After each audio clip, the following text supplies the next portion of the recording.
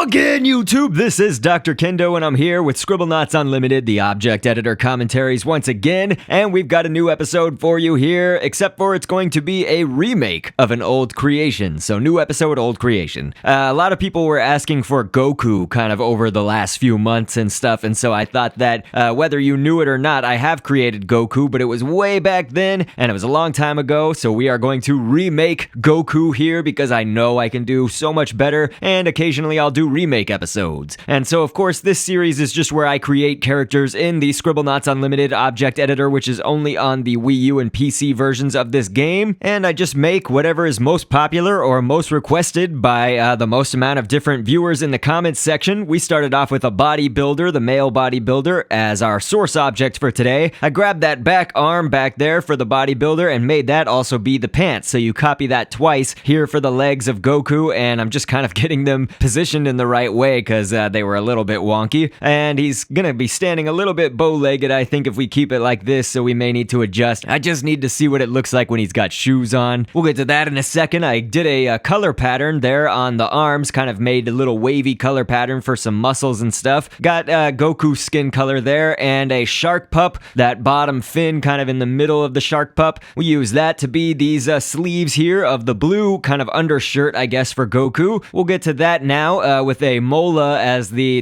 basically the body of the mola is what we can use for that, kind of coming down here in this triangular shape almost there on his chest, and so it's looking pretty good with this semi-dark blue color, and this will be probably a good stamp to use for the little emblem right here, or patch I guess, on his clothing. And so a golf ball is what we've typed in, and actually on the 20th page of the color pattern library, there's actually it's down towards the bottom, there's actually these Asian symbols that it's really, I think, a good kind of matchup to Goku's patch right there. And then we'll go with a yarmulke, and the yarmulke is actually going to serve as some more of his skin kind of up here at the top, you know, because his shirt is, I guess, not low cut, but down there you can kind of see his chest a little bit, and so we'll make the yarmulke be that, so make sure it is colored with Goku's skin color. And a black belt is what we're going to use next. Black belt, all one word I should say, is basically for Goku's belt right there, and I like it because it's one stamp that has kind of 3 or 4 things to it that we could have done with 3 or 4 different stamps, but this way we can use just one to accomplish all of those things. And so we're going to go with the golf ball again, and that's actually going to serve to be Goku's hands, and so on both sides it's going to be like his fists are sort of balled up. And so to do that, we've got earplugs on the way right here. Earplugs we can multiply many times, but first I'll show off the thumbs, which is on the 29-page library of various random shapes. You can grab on the 3rd page, there's this kind of fat-looking arm almost, and that little arm shape we can shrink down to be thumb-sized, and use those earplugs basically to be half of his fingers, kind of where his knuckles are basically. So it's like his fingers are folded in, you know, he's making a balled fist. We've done this many ways throughout the life of this series, I would say, but this is just a way to show you kind of a new one that you can use. And so for the feet, finally, we can go with a penguin and grab the little wing of the penguin right there, put those down at the bottom, and we actually, just one more stamp would actually exceed the stamp space limitations for this game, so we'll stop with the body here and go into the properties editor where you can just edit health and background things for your character. And so when I get here in the series, I like to read background information and fun facts, and so of course once upon a time, as I mentioned way back when, over 3 years ago in episode 20 of this series, I created Goku and Vegeta, and let me just tell you, being that it was in the infancy of this channel's creation episodes, I feel that there has just been a drastic improvement, really year over year, but especially if you look back at 2013 to now officially being 2017. Happy New Year, by the way, everybody. But okay, let's talk shortly about Goku, because back then, I don't even think I was doing the fun facts yet in episode 20, but Goku, or should we say the birth name Kakarot, is the main protagonist of the Dragon Ball universe, and quite a cheerful guy, sometimes naive or goofy,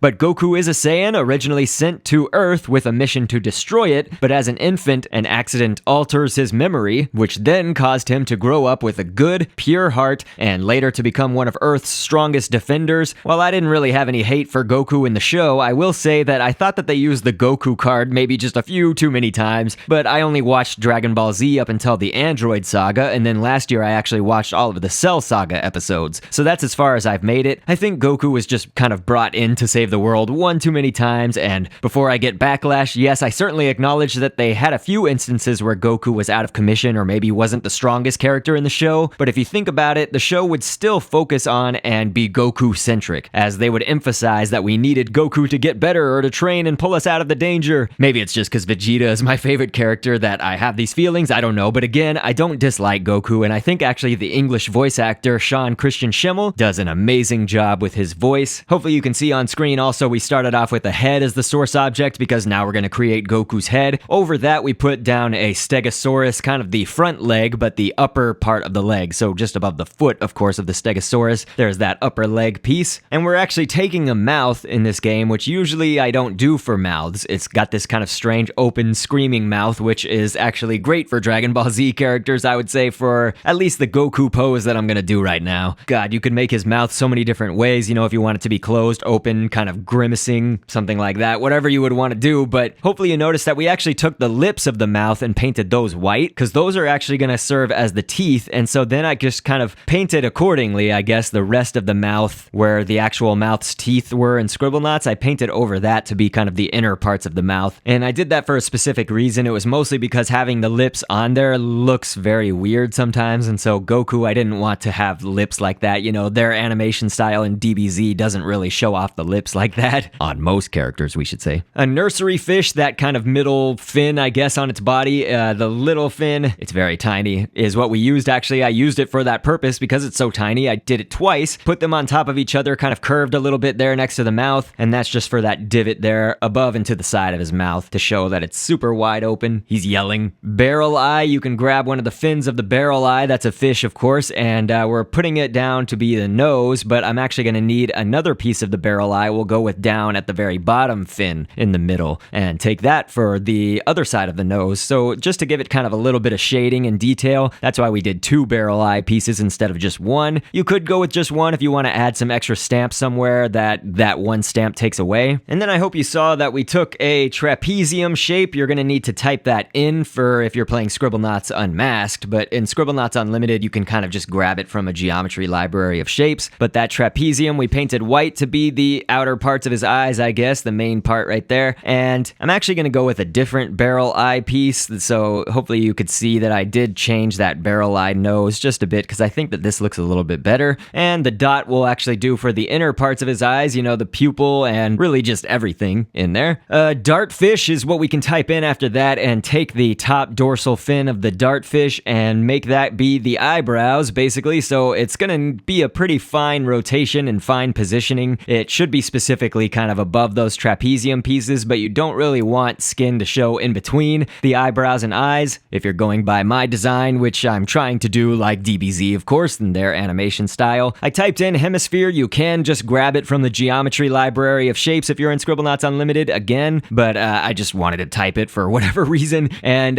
we'll go with a shark pup once again and grab that same fin piece that we used earlier for the sleeves. Well, we're going to make this his ears this time. So of course, paint that his skin color. And that would be, of course, the bottom middle fin of the shark pup, just to reiterate that. A fang is the next stamp that we'll use, and that's actually going to be for his hair here all over the place. So we're going to use several fangs, and of course they are very big, so Goku's got crazy big hair. One thing that I like that I mentioned back in episode 20 was that it's kind of like with Matt Groening, you know, the creator of The Simpsons, Futurama. He really likes to design characters that can be seen as a silhouette, and you can just automatically know immediately who that character is. And I feel like Dragon Ball Z has a lot of that too. You know, Goku is a very recognizable silhouette, I guess. A dunce cap, that's the other part that we're going to use for the various pieces of his hair. Of course, that hemisphere was kind of the main body of his hair, the bulk of it, but then the dunce caps and the fangs are kind of all these little spikes going every which way. And an ivory is what we'll use because Goku does have some of the hair coming down across his face, you know, like bangs or whatever, or just coming down a little bit in his eyes, but not so much. And so that's actually, this last fang is going to be our stamp limit. I've mentioned this a lot. What is stamp limit? Well, I'll get to that in a second. I just want to say that when you're creating a head and a body separately, like I did here, you want to script the head piece in the properties editor. Basically go down to the equipment tab and check off, there's a third circle down there on the bottom half of the screen that says can be worn on the face like glasses. So just fill that in and you'll see why in just a second. But basically Scribblenauts Unlimited works as, you know, you use stamps to create your object overall. So like those fang pieces, the ivory, the mouth, all of those those, each one was a stamp. And the game, although called Scribblenauts Unlimited, does have a limit to how many stamps you can use, and so we did reach the limit on both the head and the body. Well, the body, we actually had one more. You can use one more stamp. But here, since we did our head objects scripting the way that I told you, it kind of is mostly in the position that we wanted, except for it's a little bit backwards too much, so we do want to move it to our right, basically, when Goku is facing to our right, I should say. And so we'll go ahead and edit the body object right here once again, and if you turn on this green grids, it's basically this button. It's got Maxwell's head with dotted lines all around it and a banana and a wheel in it, that icon. So press that and it turns on these green grids that show kind of all the moving pieces and where you can place stamps on your object overall. Well, basically take the big square there for where the head goes and just move it up, down, right, left, wherever you need to move it to position the head correctly on your character. And so, of course, as I mentioned, I wanted to move it to the right a little bit. And so we've got our Goku here, of course, in the scripting. I made it so that he can fly, and that makes sense, right? You know, you want your Dragon Ball Z characters to be able to fly, I guess depending on who it is, but most of them fly. And so Goku, I'm trying to get him to, there we go, he also, of course, can walk. So when you do flying, it doesn't mean that your character can't walk at all unless you disable walking. So that makes sense, right? Let's go ahead and make him fight something. We'll do an evil, strong villain. I mean, a little bit stereotypical. We actually, I think something that would be good is to show off some of the past Dragon Ball Z creations, because I have made DBZ villains, and so we'll have him kind of extinguish this villain, and then we'll mosey on over to have him fight maybe our Frieza creation. I've done Frieza, I've done Super Buu, and I guess you could consider Vegeta of old, that creation. We probably won't have time to show all of those off, but of course you can see those on my channel.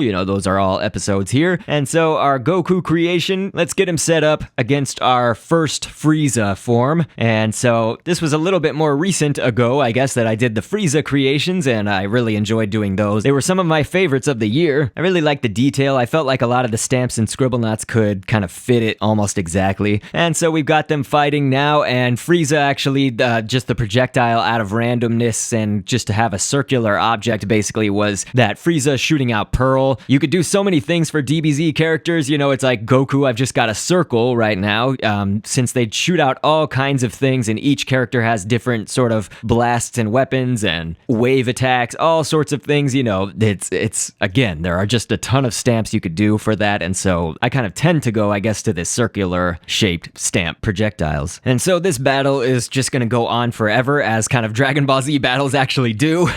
We just cut out all the screaming and stuff and charging up. But Frieza actually does look like he's gonna lose. Maybe true to fashion of the episodes, Frieza's actually kind of going after me too. I tried to get my character, my avatar, away from the battle, but okay, looks like that's gonna do it. Right there, Frieza's head fell off because, of course, when you script the head and body objects as separate things, the heads basically act like glasses or hats, so they fall off. But now, just to see a little bit more here, we've got our Goku going up against Frieza's fourth form, and it's crazy. Frieza's fourth form, I've also got shooting circles, so that was another creation that I really liked. I liked the first and the fourth one. They were kind of my favorite Friezas, and so that's why I picked both of them specifically. And of course, it's crazy with characters that shoot projectiles, as their weapon, because they kind of move backwards as they keep getting hit, and so I keep having to zoom in, move the characters forward and stuff. So if you're wondering why I keep doing that, I don't want them just shooting all the way across the screen. You guys wouldn't get to see like a close-up look at all of that. But that's basically it. I really hope that you guys have enjoyed seeing this remake creation. I do like to see them myself, just to see kind of the progress that I've made, but it also allows us to revisit some cool characters sometimes. And so here's a look at the Goku of the past and the Goku of now. See how far I've come along. I wanted to also pose to you guys really quick, if you have any ideas of maybe like I've kind of been in the works thinking about doing a Scribblenauts battle series where just the creations battle each other, sort of like you just saw there. But I'm wondering what kind of format you guys would want to see. Would you want any of my commentary in it? Would you want just music? Would you want both commentary and music? Would you want the game's audio? Like, what do you want it to be like? Is it some kind of scripted skit series, which obviously would take much longer, as evidenced by Scribble Ventures and how long that's taking? So please really give some feedback on what you would want to see, if you want to see that at all. A Scribblenauts battle series, or Scribbattle or something like that. Scribble battle. But yeah, other than that, please have a safe and happy new year. I'll catch you guys on the next vid. And thanks for viewing. The viewer and